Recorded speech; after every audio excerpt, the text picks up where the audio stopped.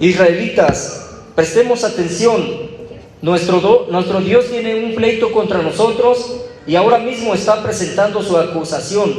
Esto es lo que Dios nos dice: pueblo mío, tengo una queja contra ti y espero que te defiendas. Llama como testigos a tu favor a las montañas y a las colinas y pídeles que escuchen tu defensa. Pero antes quiero que me digas: ¿en qué te he perjudicado? ¿En qué te he ofendido? Recuerda que yo te di libertad. Yo fui quien te sacó de Egipto, país donde eras esclavo. Yo envié a Moisés, a Aarón y a María para que te sacaran de allí. Recuerda también, pueblo mío, que Balac, rey de Moab, tenía pensado hacerte daño, pero que Balaam, hijo de Beor, te bendijo en mi nombre. No olvides tampoco lo que ocurrió cuando pasaste de Sittim a Gilgal. Reconoce que yo fui quien te salvó. Ustedes, israelitas, se defienden diciendo: Altísimo Dios y Rey nuestro, ¿cómo podemos presentarnos ante ti?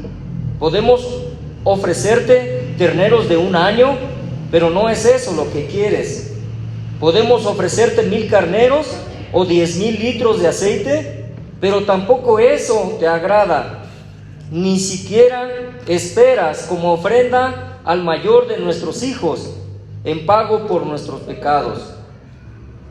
Pero ya Dios les ha dicho qué es lo que pueden hacer y lo que espera de ustedes. Es muy sencillo. Dios quiere que ustedes sean justos los unos con los otros, que sean bondadosos con los demás, con los más débiles, y que lo adoren como su único Dios. Amén, hermanos. Pues buena y dura la palabra del Señor. En esta ocasión, bueno, recordando un poquito, ¿quién me puede decir qué significa el nombre de Miqueas?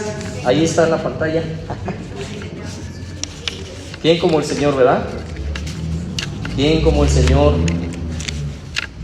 que es el que tiene el poder para hacer su santa voluntad en su pueblo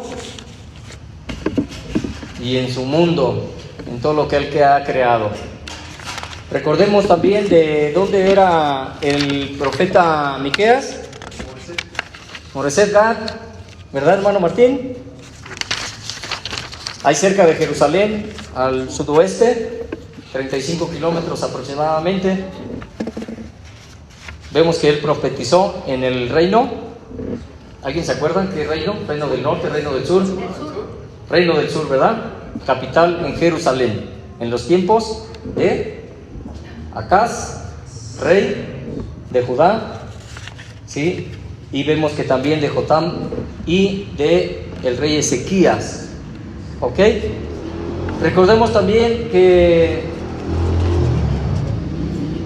entre los años más o menos 607 y al 537 antes de Cristo fue cuando se cumplió el juicio o la profecía que venía el profeta Miqueas exhortando al pueblo, y le venía diciendo que por su maldad y por todo lo que de alguna manera estaban viviendo, haciendo con su pueblo, injusticia, maldad, asesinato, ¿verdad? Por robo totalmente, pues los más débiles se aprovechaban de ellos, no había igualdad. Entonces se vivía en una situación en la que, pues, decadente totalmente en la vida espiritual. Los profetas se vendían. Los profetas solamente por dinero es que profetizaban, y si les pagaban y bien, entonces profetizaban bendición, pero si no les daban, utilizaban también la palabra para que de alguna forma sacaran dinero. Y era una situación terrible en ese tiempo. ¿Qué tiempo más o menos estamos hablando? ¿Alguien se acuerda?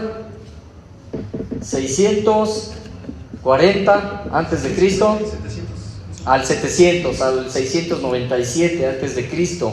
Entonces estamos hablando que también el pueblo el reino del norte, el pueblo de Israel, entre el 733 y 732 antes de Cristo, fue llevado en cautiverio.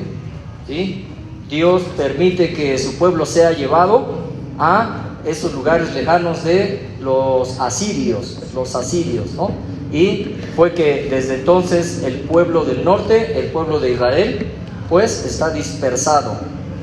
Algunos regresaron a Jerusalén, pero pues de alguna forma ya mezclados con otras razas de otros pueblos, y pues obviamente los judíos decían: ustedes ya no son pueblo de Dios, nosotros los judíos somos solamente su pueblo, ¿sí?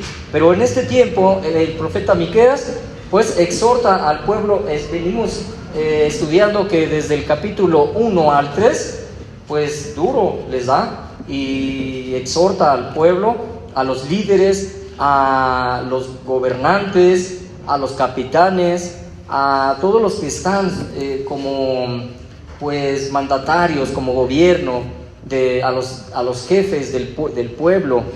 Acordémonos que en ese tiempo pues los reyes tenían consejeros, ¿verdad? Había profetas y había sacerdotes que en un momento dado aconsejaban a los reyes, ¿sí?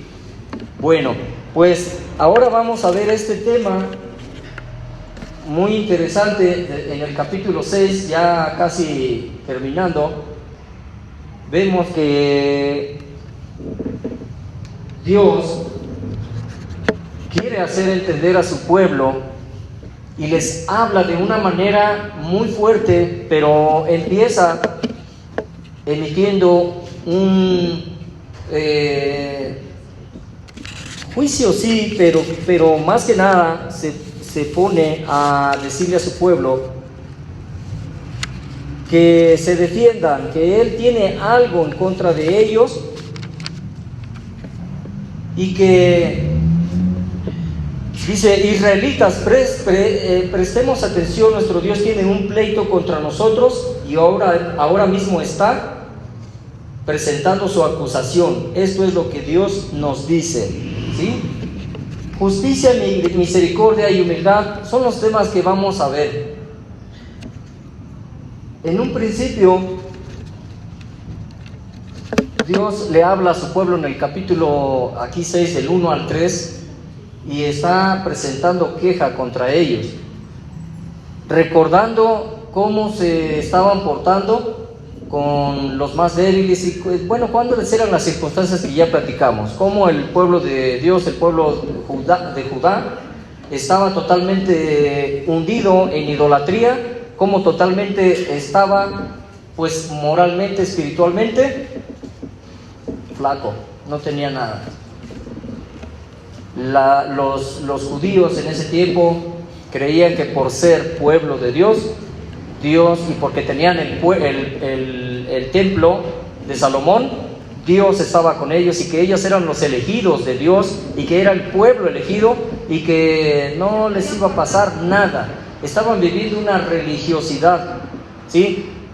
Llevaban ofrendas al Señor en el templo, presentaban sus ofrendas, sus sacrificios y creían que con eso bastaba para que el Señor los bendijera. Pero en el capítulo 1 al 3 dice: pueblo mío, tengo una queja contra ti y espero que te defiendas. Llama como testigos a tu favor a las montañas y a las colinas y pídeles que escuchen tu defensa. Pero antes quiero que me digas en qué te he perjudicado, en qué te he ofendido. Dios había sacado a su pueblo de ser totalmente servidumbre de los egipcios, esclavos totalmente, y parece que se les había olvidado toda la maldad que estaban realizando en ese tiempo.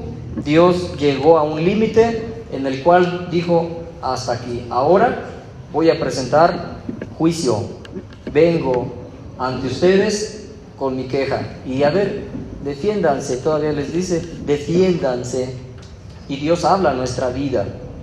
Dios habla a nuestra vida porque ese pueblo de Israel también somos nosotros, su pueblo, el pueblo de Dios. desde el momento que aceptamos al Señor Jesucristo como nuestro Señor y Salvador, la Biblia, la palabra de Dios dice que mas a todos los que le recibieron, ¿sí?, a los que creyeron en su nombre, les dio la potestad de ser hechos hijos de Dios. Ahora, como pueblo suyo, muchas veces hacemos cosas que no le agradan a Dios. Y esa es la pregunta: ¿hay algo en tu corazón que Dios te esté confrontando?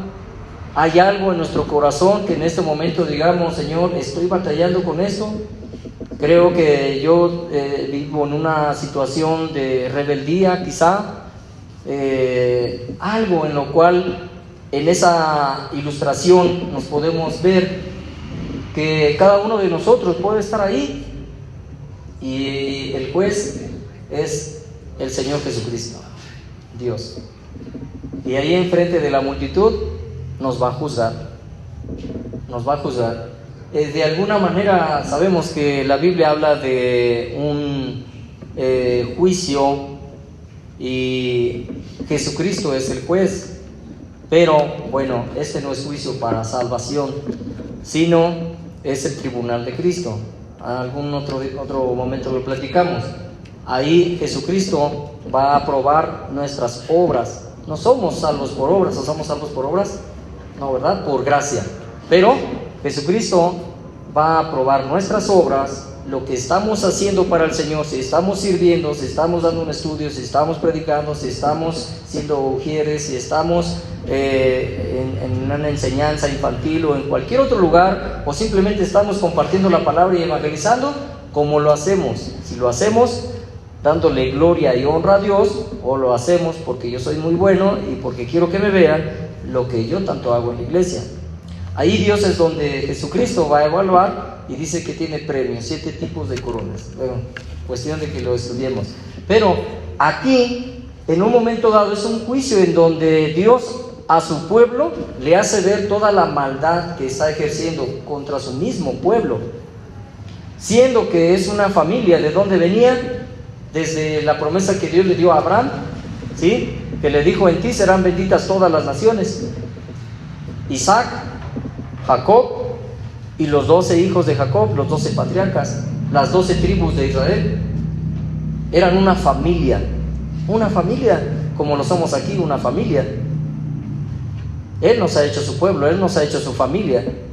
Pero sin embargo aquí parece ser que se habían olvidado los reyes, los sacerdotes, los profetas, los capitanes, los dirigentes del pueblo de Dios, se habían olvidado de que eran un pueblo, de que eran una familia, y se aprovechaban unos de otros, a grado de no sentir misericordia, de no tener lástima, de no tener amor, de pues totalmente un corazón duro, en la cual nada más les interesaba el dinero, la vida buena, bienes materiales, estar bien, ¿verdad? Ok. Y Dios habla a su pueblo y todavía le dice: defiéndete. ¿Cómo se puede defender? ¿Cómo nos podemos defender delante de Dios? ¿Cómo? ¿Cómo podemos omitir defensa? La verdad es que no tenemos cómo. Si por gracia nos salvó, por gracia nos liberó, ¿no?, del pecado, ahora en Cristo Jesús, nueva criatura somos, libres del pecado, porque así lo dice la Escritura. Ahora somos libres del pecado, ahora somos libres en Jesucristo, en el Señor Jesucristo, y pues por ende hijos de Dios, y nuestra herencia es vida eterna. Pero estamos viendo aquí que el pueblo de Dios, el pueblo judío, especialmente, que Miqueas habla a este reino del sur, pues de alguna manera no comprenden, no entienden por qué Dios les está diciendo eso. Pareciera que ellos no están haciendo nada malo. Lo vamos a ver más adelantito. Dice el versículo 4, en el versículo 4 podemos ver que Dios les recuerda de dónde los sacó. Ahí está una imagen del lado izquierdo donde vemos cómo los hebreos trabajaban haciendo adobes en ese tiempo en Egipto, y el faraón, los egipcios los utilizaban para edificar sus pues estructuras, ¿no?, que tenían, ¿no? De alguna forma sabemos que los egipcios hicieron grandes pirámides y que, bueno, en ese tiempo se estuvo edificando las ciudades de Ramsés y la otra no me acuerdo ahorita, pero vivían totalmente en una esclavitud donde solamente ellos vivían para trabajar y eran totalmente esclavizados por parte de los egipcios. Y sabemos la historia, que 430 años vivieron en un lugar que se llamaba Gosén, ¿sí? Y ya a últimas fechas, cuando José pues ya murió y después vino otro faraón, ¿qué pasó? Faraón tuvo miedo. ¿Por qué? Porque dijo, este pueblo es grande en número, son muchos, si se nos ponen en contra, nos van a acabar. ¿Y cuál fue la estrategia? Vamos a hacerlos nuestros esclavos. Y desde ahí el pueblo hebreo fue esclavo, fueron pues esclavos de los egipcios. Pero más adelante Dios escucha el clamor de su pueblo, cómo son azotados, cómo son lastimados, cómo son puestos a trabajar en un extremo como animalitos. Realmente el pueblo de Dios lloraba, gemía, pedía a Dios que le ayudara. Y más adelante vemos cómo con ese poder tan grande Dios libera a su pueblo utilizando a Moisés, y Moisés, abriendo el mar con el poder de Dios, libera a su pueblo sin antes mandar 10 plagas, en las cuales vemos que pues Dios a cada uno de sus dioses de los egipcios, Dios emitió una plaga, ¿no?, y acabó con ellos. Se manifestó el poder de Dios y la gracia y la misericordia de Dios y la salvación de su pueblo, haciéndolo pasar en medio del mar, entrando a el desierto y llegando a la tierra prometida. Pero parece que se les había olvidado. Ahí la pregunta sería que si a nosotros se nos ha olvidado de dónde Dios nos ha sacado. Podemos recordar un poquito de dónde Dios nos ha liberado, de dónde Dios nos ha traído, cómo vivíamos, qué vida teníamos cuando no conocíamos a Cristo, cómo estábamos. Porque cuando no conocemos de Dios, echemos una miradita allá afuera, hay muchas personas que no tienen paz en su corazón, que no tienen fe, no tienen esperanza, que viven en pleitos, que viven en discusiones, que viven en tantos pecados, ¿no? Robando, adulterando, matando. Ahora que estamos viviendo estos tiempos tan terribles, ¿no? Por ahí estamos orando por una joven que en su carro salió y desapareció, ¿no? Y pues de alguna manera vemos cómo en estos tiempos la maldad está a todo lo que da. Pero ahora que Dios nos ha salvado, nos ha rescatado, ¿cómo es nuestra vida? ¿Cómo es nuestra vida? ¿Cómo está nuestro corazón delante de nuestro Dios?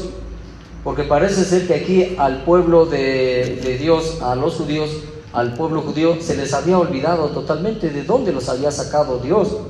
Estaban sumidos en una inconsciencia y ellos hacían y deshacían cosas extremadamente pues de pecado que no le agradaba a Dios, ¿no? Idolatría, hechicería. Ellos pues de alguna manera adoraban otros dioses, viviendo una vida de religiosidad, y independientemente de todo lo que de alguna forma de su corazón salía, ¿no? Maldad en extremo. Y bueno, pues vemos en el capítulo 5, precisamente Dios les recuerda, dice: recuerda también, pueblo mío, que Balac, rey de Moab, tenía pensado hacerte daño, pero que Balaam, hijo de Beor, te bendijo en mi nombre. No olvides tampoco lo que ocurrió cuando pasaste de Sittim a Gilgal. Reconoce que yo fui quien te salvó.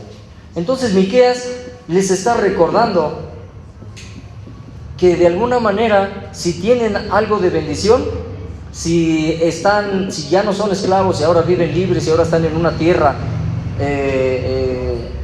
que Dios les regaló, la tierra de Canaán, en donde pues de alguna forma Dios les entregó una tierra donde ellos no habían labrado, donde ellos no habían construido, pero les dio de regalo la tierra prometida. Pero ellos no estaban cuidando ese lugar. Ellos no estaban siendo obedientes a Dios y por lo tanto pues estaban desatendiendo, ¿sí? Eran libres, el pueblo de Dios era libre, ¿ok? Pero parece ser que se confunde la libertad con el libertinaje o lo que yo puedo realizar, ¿no? Una cosa es ser libre y otra cosa es hacer lo que yo quiero. Dios ama, protege y bendice su pueblo. La bendición de Dios de parte de Balaam. Esta historia está en Números 22, donde Balaam es un profeta que de alguna manera Dios le da órdenes, ¿no? Cuando el rey, ahorita me acuerdo de ese rey moabita. Este rey moabita ve que el pueblo de Israel, ya como en el año más o menos, pasaron como 40 años para que Israel cruzara el desierto para la tierra prometida, pero habían pasado como 38 años, y este rey moabita ve al pueblo de Israel pasar y cerca de su territorio. Por eso mandó a llamar a Balaam y le dijo: maldícelos. Pero ¿de dónde venían los moabitas? Los moabitas y los amonitas, ¿de dónde venían? Recordemos que Abraham, cuando Dios se le presenta por medio de ángeles enviados de Dios y le dice que va a destruir a una ciudad. ¿Cómo se llamaba esa ciudad? Sodoma y Gomorra, por tanta maldad y pecado que había ahí. El ángel de Jehová dice: no, es que va a ser destruida, va a descender fuego del cielo y va a ser consumida totalmente. Abraham incluso intercede por ellos. Él sabía que ahí vivía su sobrino, un sobrino que tenía, que se llamaba Lot, su sobrino. Y le dice: si hubiera 50 justos, ¿vas a acabar con todo, con toda la ciudad? Si hay 50 justos, no acabo con ellos.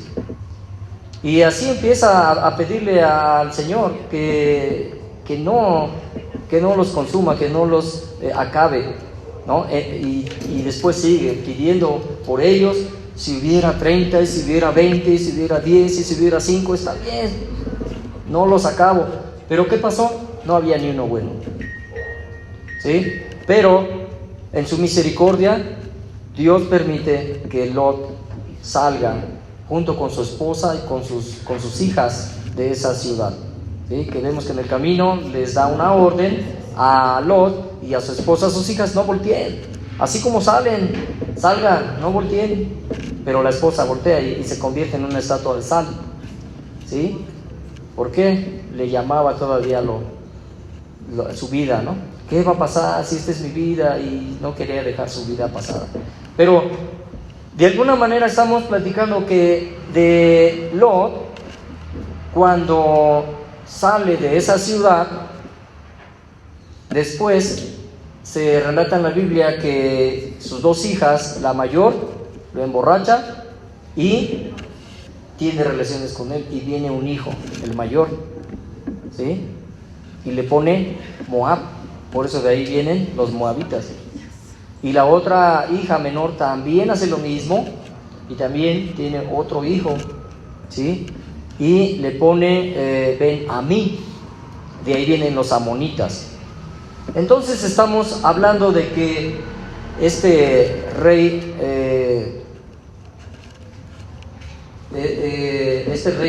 de los amonitas le dice a Balaam que los maldiga. Pero vemos en ese relato cómo Dios habla a este profeta y le da orden de que los bendiga en lugar de que los maldijeran, ¿sí? Recuerden un poquito el pasaje que incluso Dios permitió que la burrita de este profeta, de Balaam, hablara. Y de alguna manera pues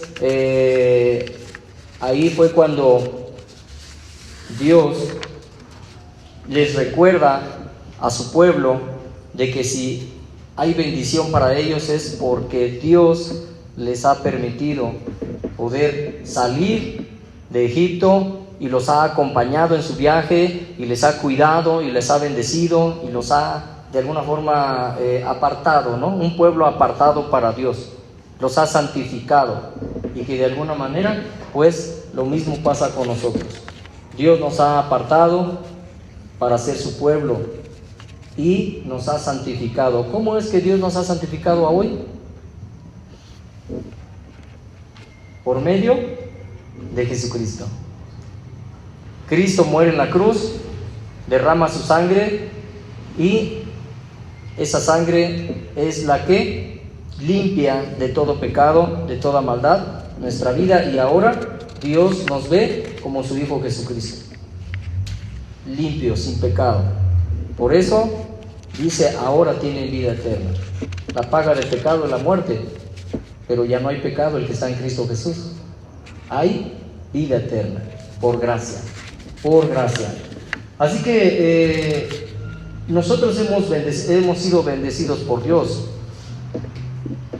De alguna manera, por la pura gracia y por la misericordia de Dios, Él nos ha alcanzado y nos ha permitido poder ahora vivir una vida cristiana, una vida como hijos de Dios, una vida en donde nos quita la venda de los ojos y nos permite poder conocer la verdad a través de la Biblia, de saber que no hay salvación solamente a través de Jesucristo, que ahora Jesucristo es el único que nos da vida eterna, ¿sí? Los sacrificios y ofrendas en el Antiguo Testamento, a partir del versículo 6 y 7, pues el Señor deja que su pueblo pueda meditar un poquito en cómo puede él pagarle a Dios, ¿sí? Cómo el pueblo de Dios, de alguna manera en el Antiguo Testamento vemos que existen los sacrificios, las ofrendas, y cómo se instituyen. Desde el tiempo de Moisés, Dios le habla y le da la ley y le dice cómo es de que tenían que llevar sacrificios, holocaustos de animales, pero que también de las primeras primicias, ¿no? De lo que sembraban, trigo y aceite.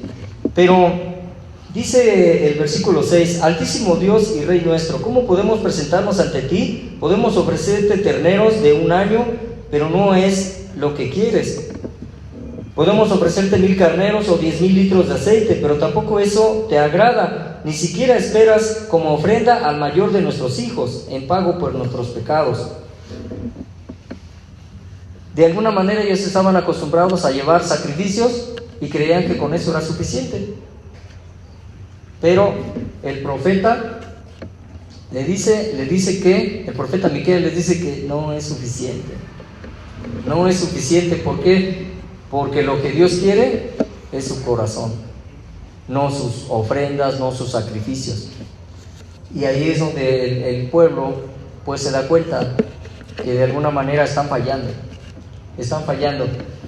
De alguna forma sabemos, ¿no? Por Hebreos 9:22 y en toda la Biblia nos lo hace saber, no hay perdón de pecados y no hay derramamiento de sangre.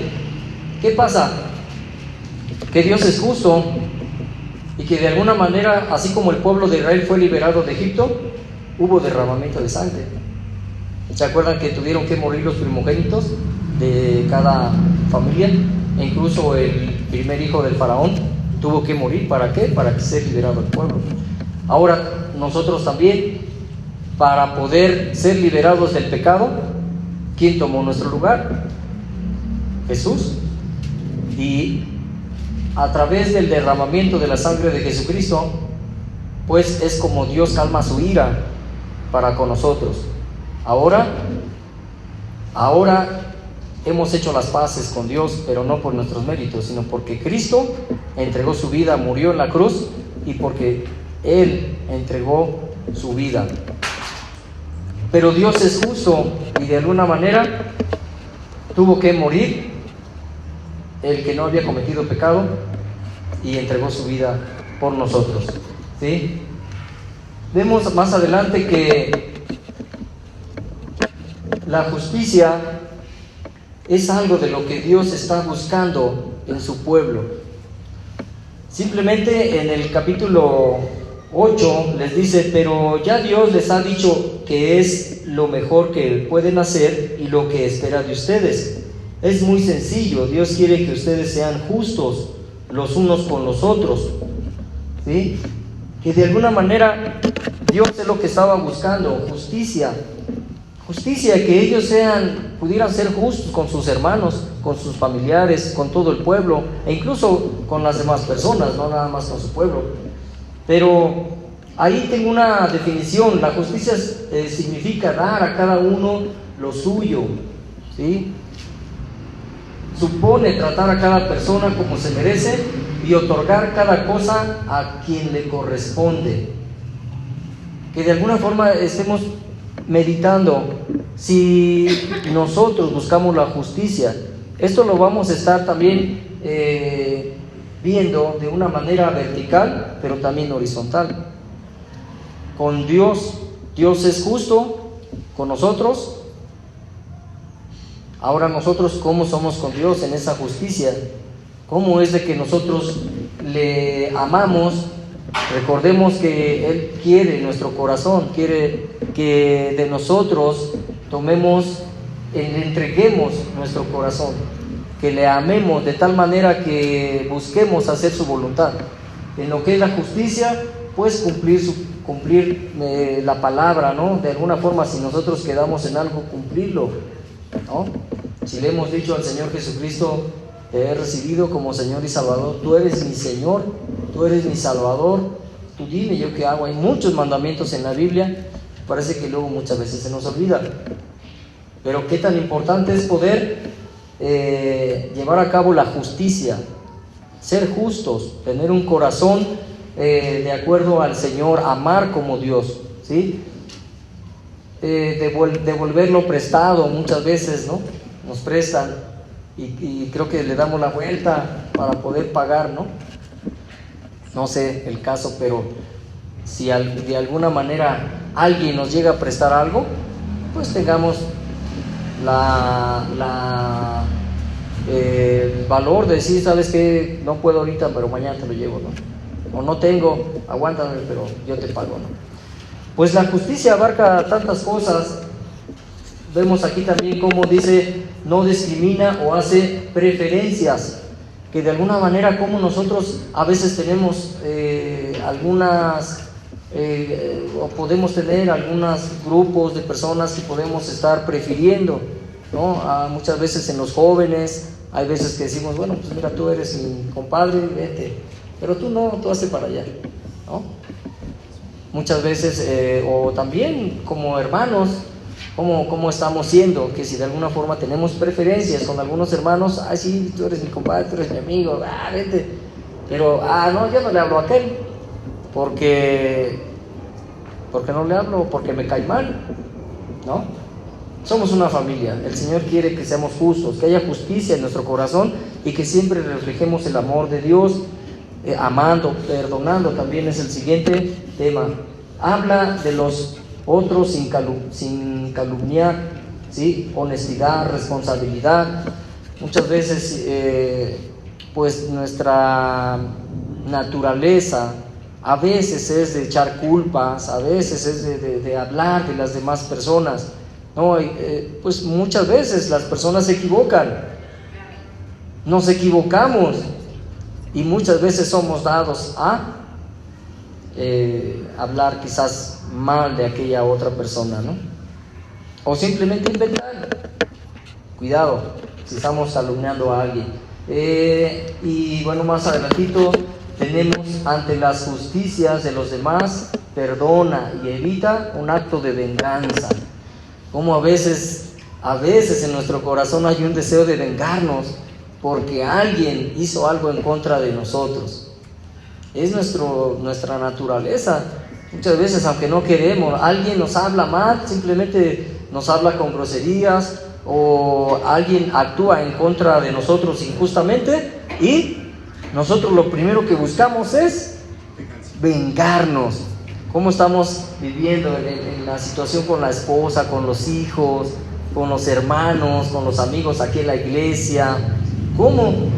Si de alguna forma nos hace falta el perdón, ¿no? Si lo ejercemos, no vamos a poder perdonar si no nos acercamos a Dios, si no le decimos: Señor, ayúdame a perdonar, ayúdame a poder ver a mi hermano, a mi hermana con ojos de misericordia, de amor, de compasión, ¿sí? No vamos a poder hacerlo si no pedimos la ayuda de Dios, ¿sí? Y bueno, pues aquí tenemos también que de alguna manera, bueno, ahí vemos una imagen del hijo de aquel que fue asaltado en un lugar yendo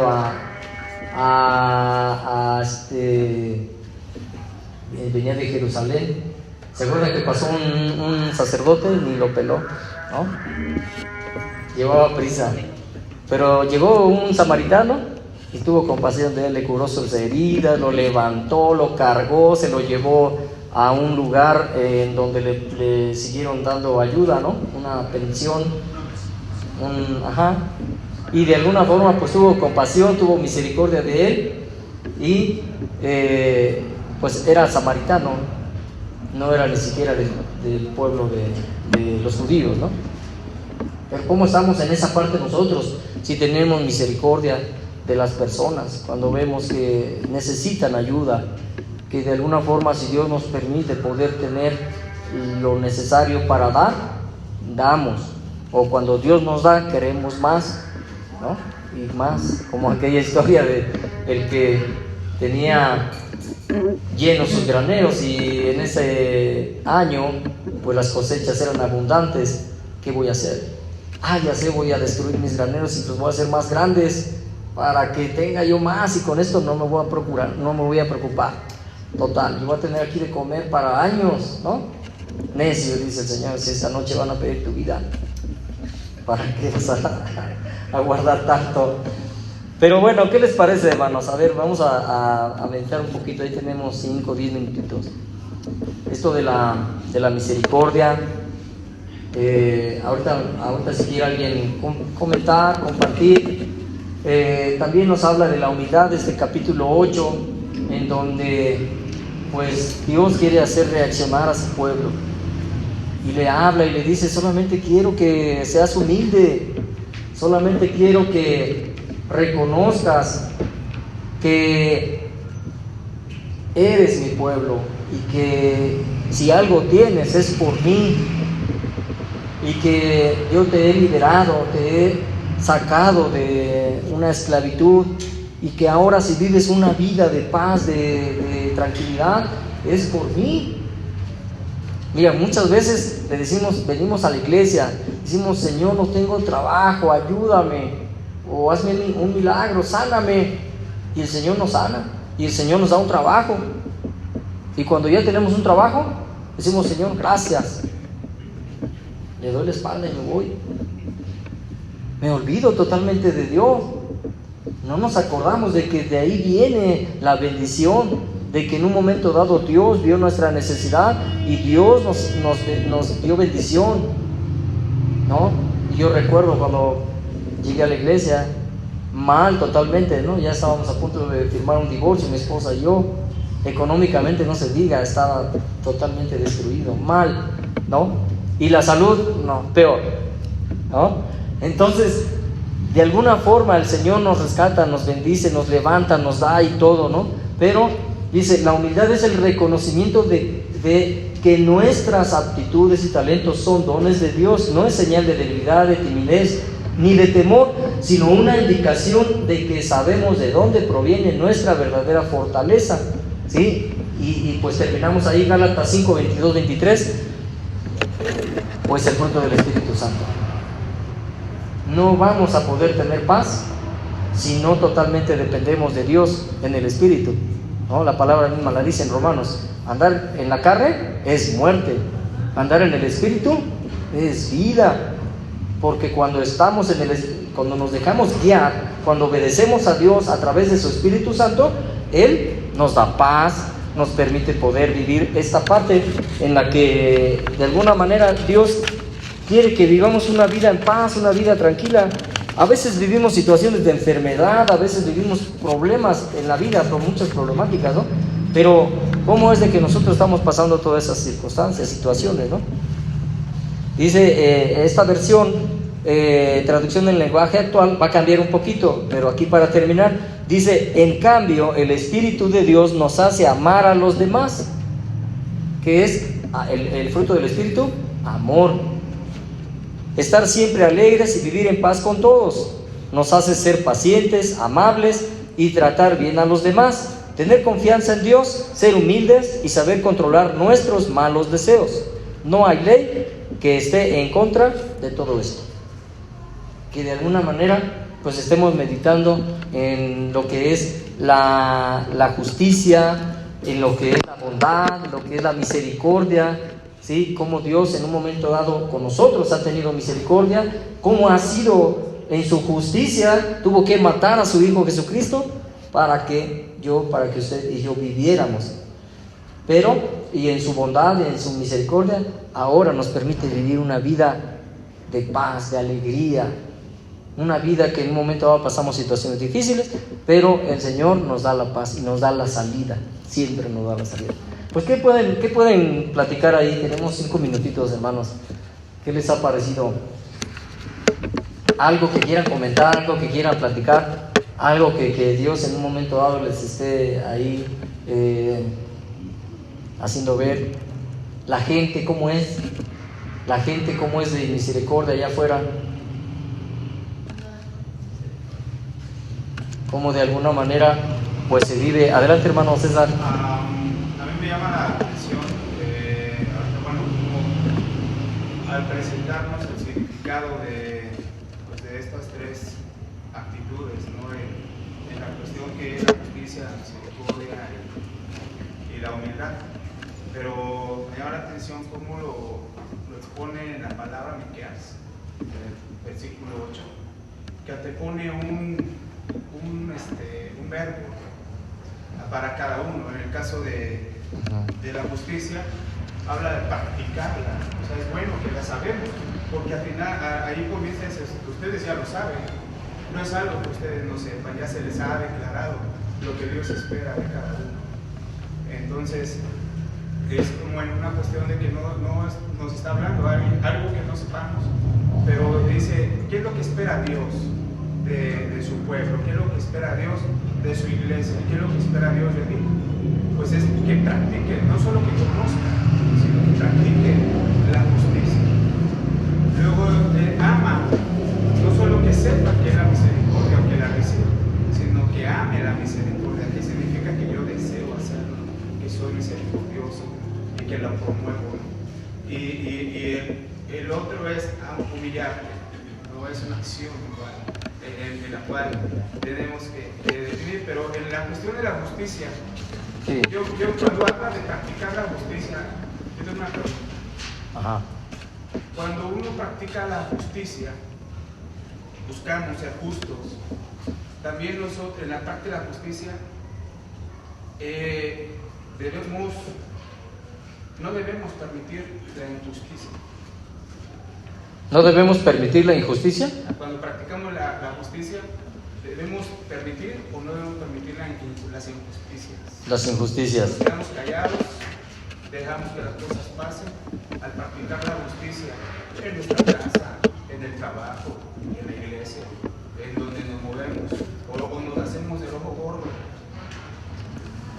No, definitivamente, cuando alguien es injusto en contra de nosotros, ¿qué Dios nos manda a hacer? Perdonar. Perdonar. Okay. Por ejemplo, Pero alguien me defrauda.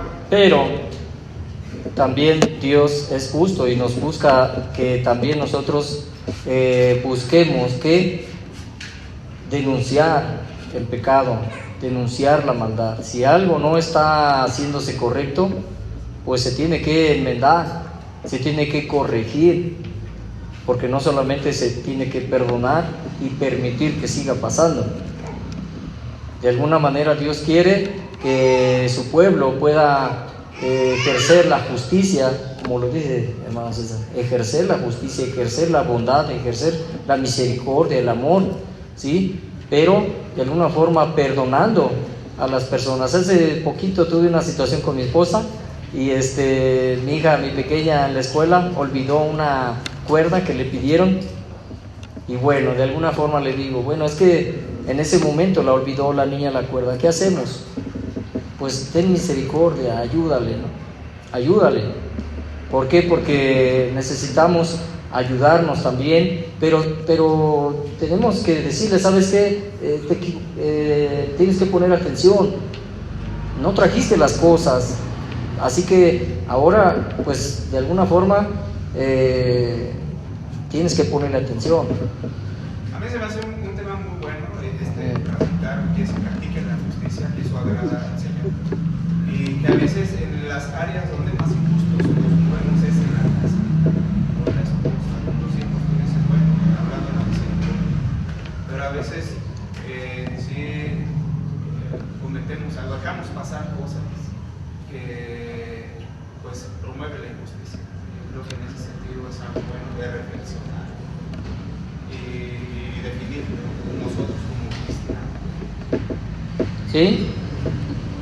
Ahí está el tema, ¿no? Están meditando ahí, que de alguna manera que es lo que Dios quiere en un momento dado de nuestro corazón, cómo ejercer la justicia y cómo en un momento dado poder ser misericordioso, ¿no? De alguien que en un momento dado busca también el perdón, porque muchas veces las personas pueden ser inmisericordias y no te piden perdón, no se arrepienten. No, y a veces lo dejamos así, o sea, decimos, bueno, es que eso es injusto. Sí. Es injusto. Ya. Así es, ¿no? Entonces, pues máximo en nuestras casas, en nuestras familias, ¿no? Que somos cristianos, de alguna forma, poder tratar este tema, ¿no? Correctamente, ¿no?